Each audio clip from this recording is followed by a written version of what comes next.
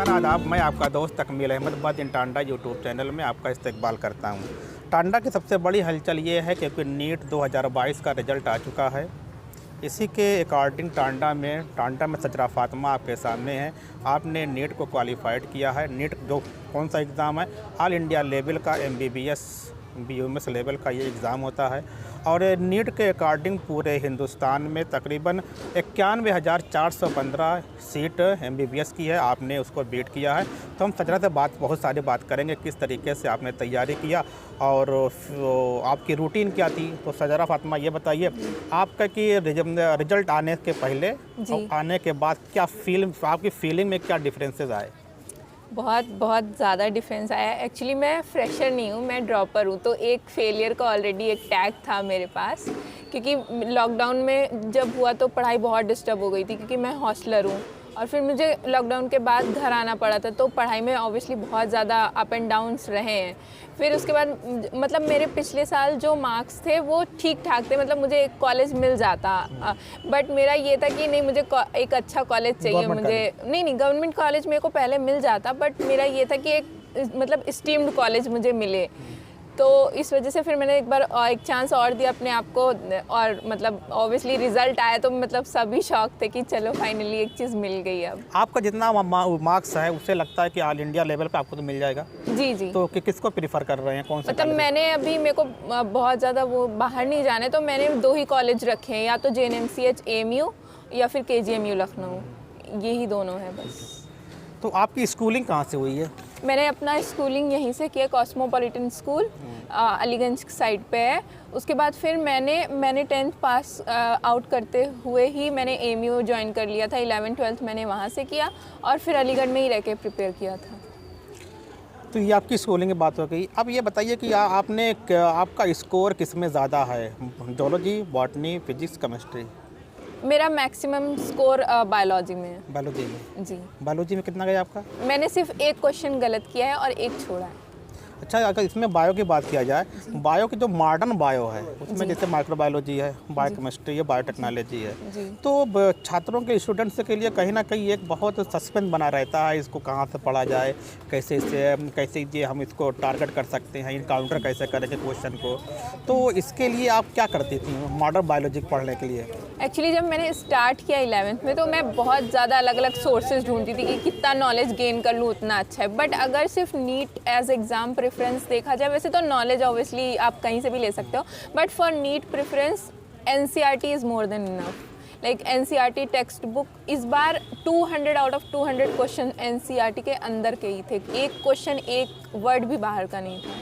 तो NCERT is मतलब मोर than enough. लेकिन वो बुक ऐसी है कि वो आपको बाय हार्ट बिल्कुल वर्ड बाय वर्ड याद होनी चाहिए। NCERT जी। और इसमें आपने कोई अलग बुक पढ़ी थी? रेफरेंस में क्या पढ़ा था?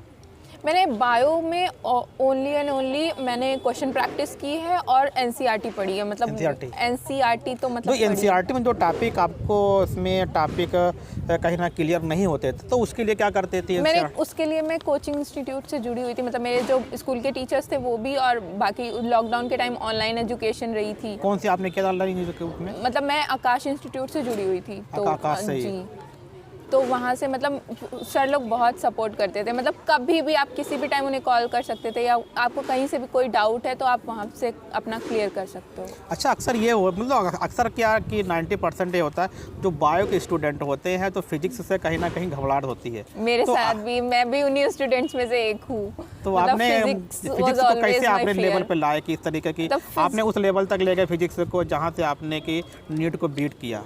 मतलब मैं फ्रैंकली बोलूँ तो मैंने नीट के जो मॉक टेस्ट पेपर गए थे उसमें मेरा फिजिक्स में lowest score was 90 out of 180, और मेरा जो माशाल्लाह नीट में स्कोर है इज़ 156 आउट ऑफ 180।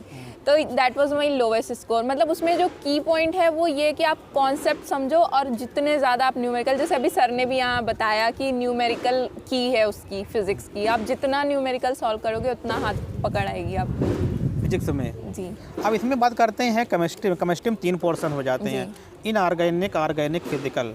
तो इसमें कहीं ना कहीं बच्चों को ऑर्गेनिक बहुत टफ लगती है।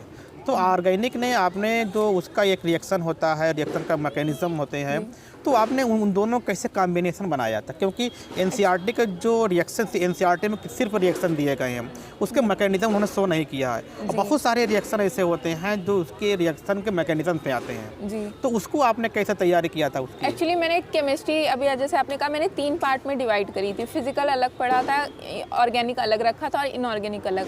इनऑर्गेनिक में मैंने सिर्फ एनसीईआरटी पढ़ी थी और कुछ भी नहीं पढ़ा था।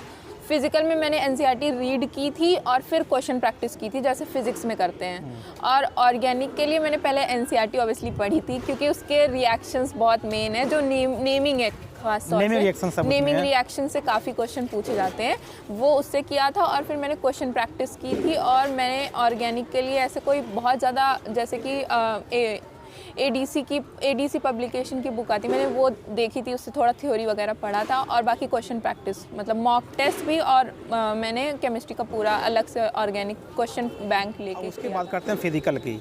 तो फिजिकल में जिस तरीके से बायो के लिए फिजिक्स टफ है, फिर वो चल के वही फिजिकल में क्या किया था आपने? बट अप्रोच वही है, फिजिक्स और फिजिकल केमिस्ट्री का अप्रोच बिल्कुल डिट्टो सेम है। मतलब आप उसमें भी एनसीईआरटी रीडिंग इज़ इम्पॉर्टेंट और उसके साथ क्वेश्चन प्रैक्टिस आप जितना कर सको वो उतना अच्छा होगा।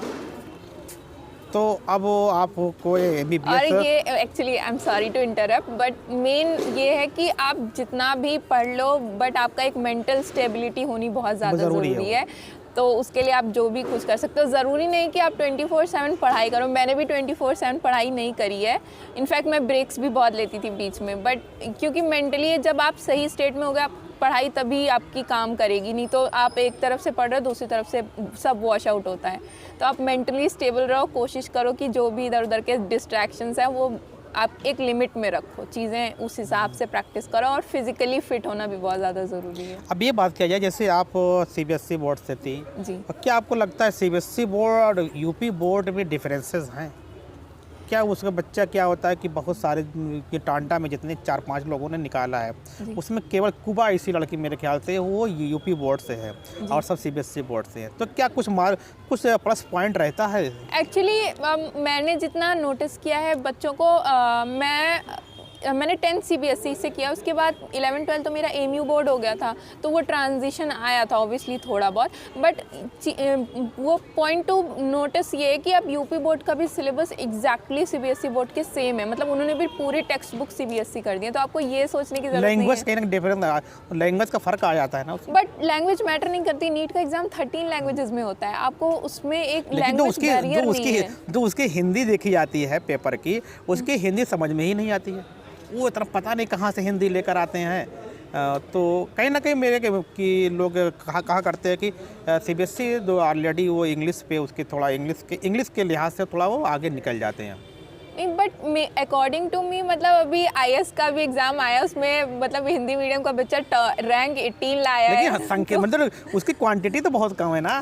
बट वही चीज़ है ना, मैं कह रही हूँ वो बच्चे मतलब मेरी एज में मेरे साथ भी ये था। अभी मैं ये इतना फ्रैंकली बोल रही हूँ, बट जब मेरा प्रिपरेशन स्टेज चल रहा था तो मेरे भी कई सारे बैरियर्स हमने खुद बना रखे होते कि मैं हिंदी इस मीडियम से हूँ या मेरे को मेरी फ्लुएंट उतनी इंग्लिश नहीं है, बट वो बैरियर हम खुद बनाते हैं, वो लैंग्वेज बैरियर नहीं है। जो सब्जेक्टिव होता है वो टेक्निकल वर्ड है। हाँ, वो तो ऑब्वियसली उनके बुक्स में वो एग्जैक्ट वर्ड्स होते हैं। टेक्निकल वो आदमी बोलने चालने में डिफरेंसेस हो सकता है, लेकिन टेक्निकल वर्ड तो हमको टेक्निकल वर्ड पता होते हैं। बट मतलब वो सेल्फ कॉन्फिडेंस हमें खुद पे रखना होता है कि अब कोई ऐसा तो है नहीं कि सिलेबस अलग है या लैंग्वेज डिफरेंट कर रही है तो चीज़ें अलग हो जाएंगी, ऐसा तो है नहीं। मतलब हम जो चीज़ इंग्लिश में पढ़ते हैं वो बच्चे वही चीज़ हिंदी में पढ़ते हैं। अब ये जो भी सुन रहे हैं कल से नीट के स्टूडेंट हैं 2023 के लिए, अगर उनको मॉडर्न बायोलॉजी पढ़ना है तो मॉडर्न बायोलॉजी कौन सी बुक वो फिर आप उसको बताएंगे कि ये पढ़ लीजिए ये? लाइक मतलब मैंने जो अगर मेरे सिर्फ नीट के पॉइंट ऑफ व्यू देख के किया जाए तो NCERT is more than enough. बाकी क्वेश्चंस के लिए आप एनसीईआरटी फिंगर टिप्स करके एक बुक आती है, वो मुझे पर्सनली वो मुझे काफ़ी अच्छी लगी। और केमिस्ट्री में भी अगर आपको क्वेश्चन प्रैक्टिस करनी तो एनसीईआरटी फिंगर टिप्स करके नाम, उसमें सिर्फ क्वेश्चन प्रैक्टिस के लिए, वो एज क्वेश्चन बैंक मैंने उसे यूज़ किया था। अब लास्ट में 2023 में फिर एग्ज़ाम होंगे, कंटिन्यू होंगे, तो जो स्टूडेंट्स इस समय तैयारी कर रहे हैं, आपको सुन रहे हैं, हमें सुन रहे हैं, उनके लिए आपका क्या पैगाम है? एक्चुअली एज अ स्टूडेंट मतलब I would like to wish all the aspirants all the best. that they are going to face such a huge exam, that it's really a humongous exam, and you just need to be confident, prepare well, work hard, and everything will be fine. चलिए, Thank you. उम्मीद करता हूँ आप सभी लोग को आज का ये एक जो टॉपिक था बढ़िया लगा होगा। उम्मीद करता हूँ फिर मिलते हैं एक नए सेगमेंट में नए टॉपिक के साथ।